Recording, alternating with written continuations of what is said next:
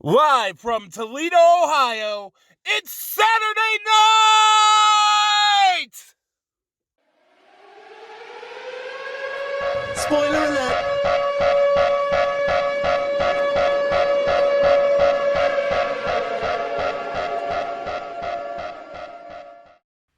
Welcome to Spoiler Alert. I'm Ryan, and I am flying solo because I really want to talk about Saturday Night.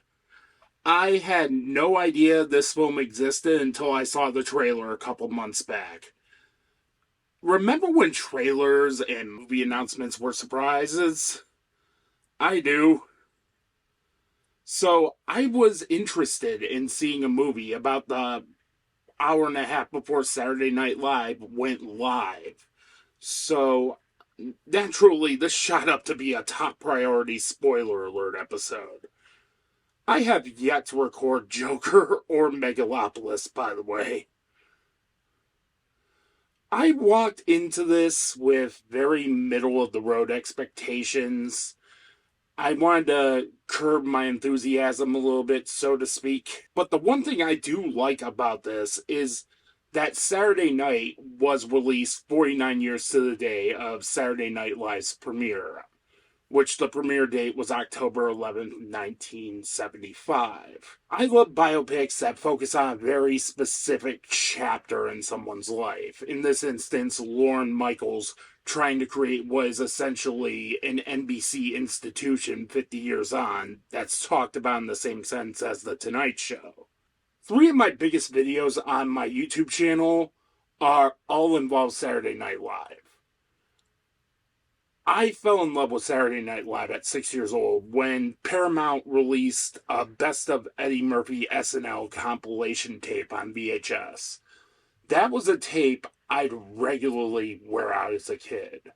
I fell in love with James Brown's Celebrity Hot Tub Party, Mr. Robinson's Neighborhood, White Like Me, The Fifth Beatle, which on that tape has the master recordings of the Beatles. If you watch that now, the master tapes of the Beatles are scrubbed the fuck out. In preparation to do the spoiler alert episode on the film Saturday Night, I watched the pilot episode of Saturday Night Live, which of course starts off with the iconic Wolverines Repeat After Me sketch. And then you have George Carlin doing his football versus baseball routine, talking about underwear in old movies. And then you have Carlin talking about Sunday and God. This was at this point where he was basically Seinfeld. He was starting to wane in popularity a little bit. And then you have the musical guests, which are Billy Preston and Janice Ian. And Billy Preston performs a very rousing rendition of his hit song, Nothing from Nothing. And then you have Janice Ian's haunting rendition of At 17 and In the Winter. But watching this pilot episode, it's a Christmas miracle that this show got a season, much less 50 of them. Because this pilot episode is wildly uneven. There are some great sketches like New Dad or the opening sketch or Victims of Shark Bite, where John Belushi is faking being a shark bite victim. And then you have Albert Brooks's The Impossible Truth, which has one of the Saturday Night Live bits that age extremely well, where Israel and Georgia switch places. Or you have the Trojan Horse Security. That's a great sketch, which they bring up which is a crucial plot point in the film. There's also another bit that aged extremely well called Show Us Your Guns, which is just that. The crew of Saturday Night Live touring and people just showing guns, whether they're little old ladies or like robbers. But you also have a lot of stinkers too, like Try Opening, which was a play on the child-proof caps and how hard they were opening. They were hard to open at the time. Or the Bee Hospital bit, which in the film John Belushi really hates. And then the show closes with the credits with Bud being the nickname of each cast member for some reason. But Saturday Night, the movie, comes to us from Jason Reitman and Gil Keenan, who are the writers of the Ghostbusters Afterlife and Ghostbusters Frozen Empire, with Jason Reitman directing. And this seems like this was their razor's edge. The film Sony had to fund to get them on board to do the new Ghostbusters movies. And for those of you that don't know what Saturday Night is, it's a near real-time look at the hour and a half that goes on before the premiere of Saturday Night Live on October 11th, 1975. So, like I said, I went into this with very curbed expectations. I was very middle of the road on my expectations. This was a film that looks like it could have gone either way. It could have been really good or really bad, one or the other. There was no go between. So I made sure to keep my expectations in check for this. But having said all that, I fucking love this movie. And I'd argue it's Jason Reitman's best film. There is a lot to love about Saturday Night.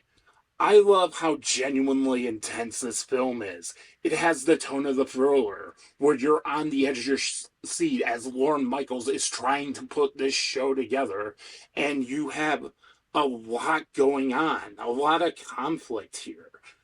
He's clashing with talent. He's clashing with upper brass.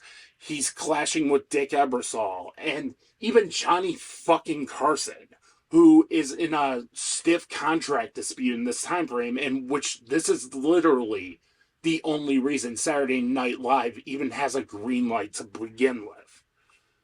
And he's also dealing with John Belushi, who has yet to sign his contract, and everybody has to have a contract signed before they even go on the air. And total chaos is fucking happening throughout this. You have Chevy Chase, who's self-centered and arrogant and would rather hang out with his future ex-wife, Jacqueline Carlin. And then, while shit is going down, you have Chevy Chase and Jacqueline Carlin rehearsing the New Dad sketch, and the couch catches fire after the lighting rig fails.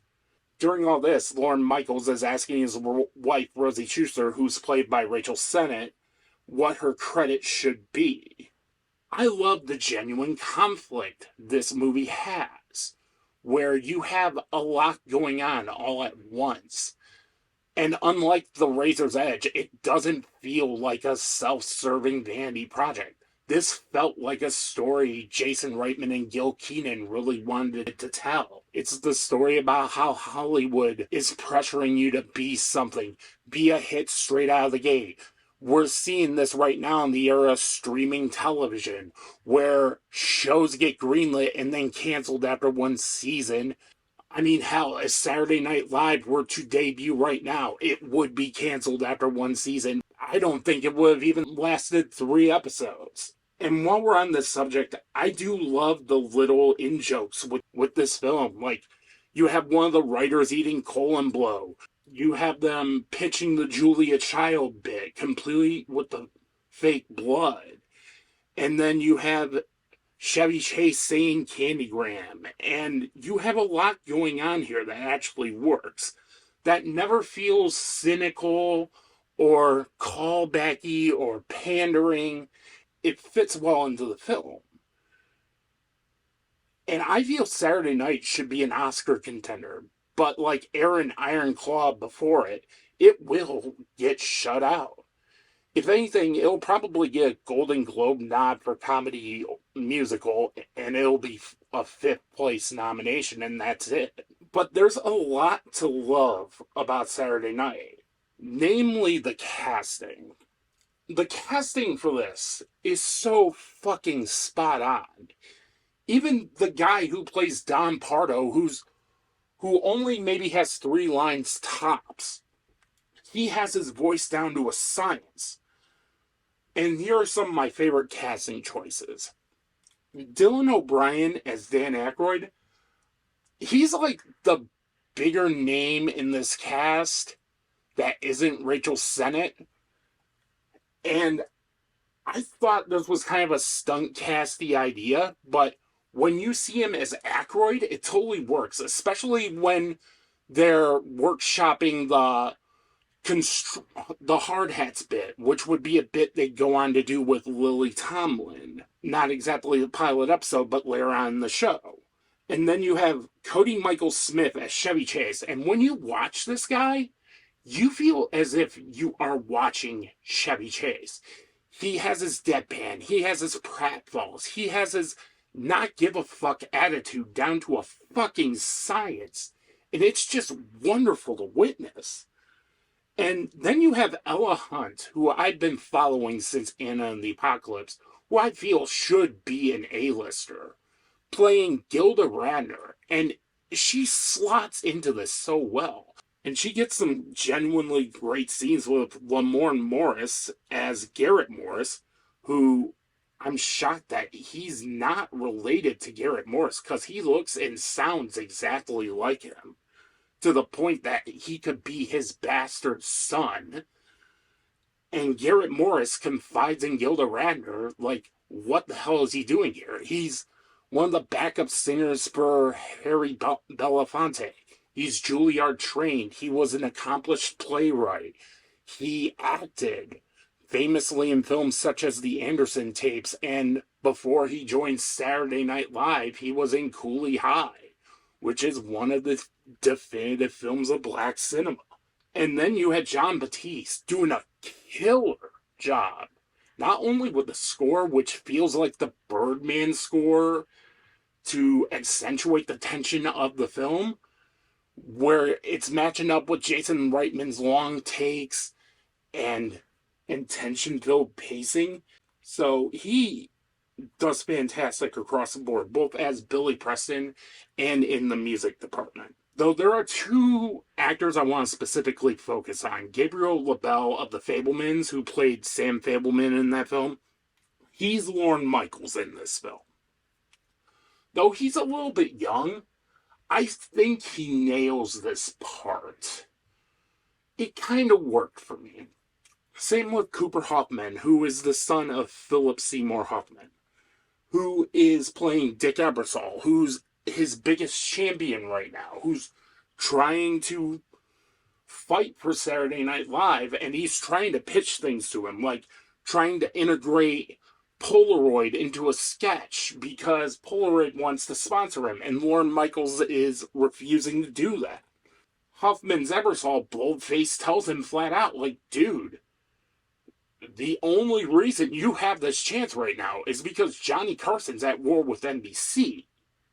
So you gotta figure your shit out. What I really love is Nicholas Braun pulling double duty as both Andy Kaufman and Jim Henson, and he nails both. But the MVP of casting is Matthew Rhys as George Carlin. My God, I'd watch a spin-off movie about George Carlin's life with him in it. I'd argue a Best Supporting Actor nod for Matthew Rhys as George Carlin, because when you see this dude, he is Carlin. It's like George Carlin's spirit possessed him, and he is Carlin. He has his mannerisms down, his gravelly voice, his attitude, and he does not give one fuck. He does not want to be a part of this. There's a bit where they're trying to do the Grecian high school reunion thing, and George Carlin says absolutely not. And when you watch him do the stand-up bits in the pilot episode, you can hear some of that grievance in his voice. Like, why the hell am I here? Why am I doing this? When you watch him on SNL, he's going through the motions. But here, I would hardcore watch a George Carlin biopic with Matthew Rhys. And there's a lot of there are other conflicts here, like Jim Henson is being made fun of by the writers. He has no pages for his Muppets to do, and he's slated to do sketches for them. So he's getting increasingly frustrated. And those sketches would later become The Land of Gersh, which let's be real, wasn't that good. And there are more things I do love about Saturday Night, like how Lorne Michaels is being pressured to schmooze with studio executives, including David Tebbutt, who is synonymous with Johnny Carson, and it is Johnny Carson's biggest champion. He represents the old guard of television, whereas Lorne Michaels is representing the new guard of television. One line specifically Lorne Michaels says is like, we're doing a show that was created by kids who were raised by television. That's a great line. And he's being pressured to schmooze with these executives, and meanwhile you have Chevy Chase up there just sliding right in with these executives and just has no qualms doing it. He turns on immediately. And you have Lorne Michaels here, who's just there. And then David Tebbutt, who's played brilliantly by Willem Dafoe, takes Chevy Chase aside and pitches him to become the new host of The Tonight Show. And he gives him basically the negative inverse speech of the Sonny Vaccaro speech from Air, whereas Sonny Vaccaro is pitching him as a god among basketball, David Tebbutt is doing the polar opposite. Like, you're gonna become a washed up nobody, which that kind of happened. And there's the added tension that Tebbutt has a Tonight Show rerun on standby if Lorne Michaels doesn't get his shit together. And he's trying to pitch Milton Berle as a host. And prior to hitting record on this episode, I watched the Milton Berle episode on Peacock. And my God, it is one of the most boring, smug, self-congratulatory hour and 6 minutes of television you will ever see. And no, I'm not going to do a video on that episode because that's already been discussed to death. It's the same with the Steven Seagal episode. I'm not going to do a video on that. And while all this is going on in near real time,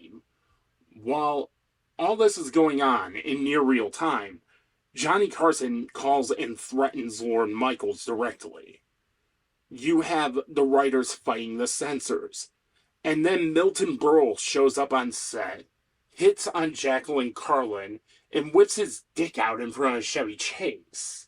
The I'm king shit motherfucker speech to him. And of course, he says something to the effect of, one day I will host the show, and yes, he did in 1979, and he got fucking banned because it was so terrible. And I like some of the scenarios this film presents, like how an assistant is being tasked to find John Belushi after he quits. He takes a hit of acid. He's high as fuck trying to find John Belushi.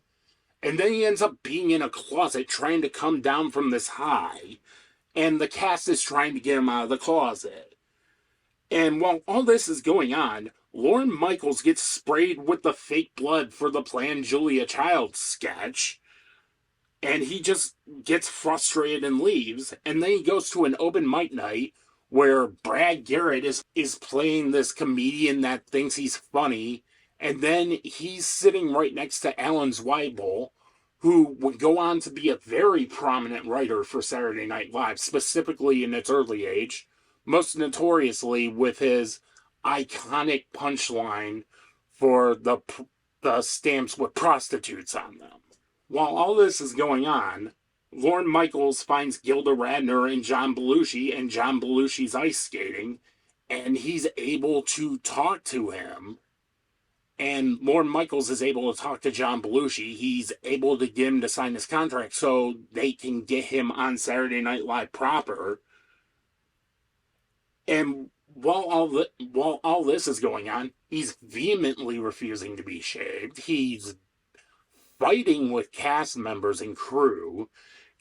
He thinks he's king shit at this point. With about 5 to 10 minutes to air, David Tebbutt comes in and threatens to shut the show down unless he sees what is happening. And at this point, Lorne Michaels himself doesn't know what the show is. Like, it's running over. It's the way he has it running right now. It's about 3 hours when it should be an hour and a half. And after getting sprayed with blood, he starts cutting sketches out. He starts being an executive. And Tebbit tells him, no, don't go live. I want to see what this is about before we even think about going live. And Lorne Michaels gives his elevator speech. He's like, I'm loosely paraphrasing what he's saying. He's like, Lorne Michaels says something to the effect of, it's hanging out on a Saturday night, going to a bar, meeting some friends, coming home with somebody, just kicking back and relaxing. Like, it's a very loosely paraphrased line, but I really love how he pitches Saturday Night Live to David Tebet. And Andy Kaufman comes out and does the Mighty Mouse bit. And then Chevy Chase does Weekend Update. And in the film, Lorne Michaels is slated to do Weekend Update, and he's bombing horribly. And in comes Chevy Chase. He brings in his natural charisma, and he starts ad-libbing things. David Tebet then decides to greenlight it right then and there. Which, of course, leads to the show going live with Michael O'Donoghue and John Belushi doing the very first sketch of SNL. The Wolverines bit. The Repeat After Me bit. And the film closes with Chevy Chase saying live from New York, it's Saturday night. Roll credits.